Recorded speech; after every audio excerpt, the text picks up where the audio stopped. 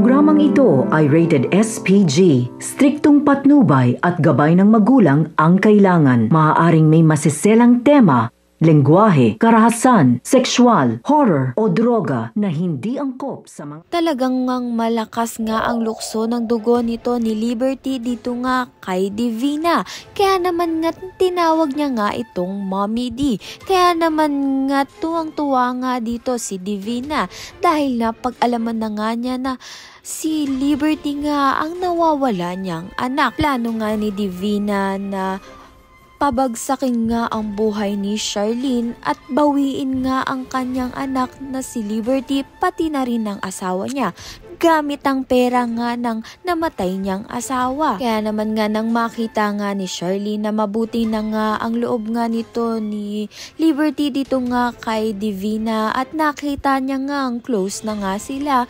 Kaya naman nga sinugod niya nga ito upang ang kuhanin nga itong si Liberty.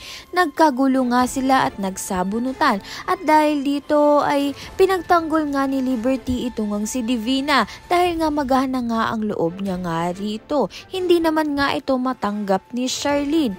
Kaya naman nga't nang mapunta nga siya sa kanyang store ay niyakap niya nga itong si Princess.